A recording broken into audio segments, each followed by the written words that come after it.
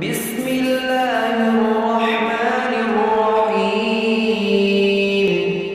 قل أعوذ برب الفلق من شر ما خلق ومن شر غاسق إذا وقب ومن شر النفاثات في العقد ومن شر حاسد إذا حسد. بسم الله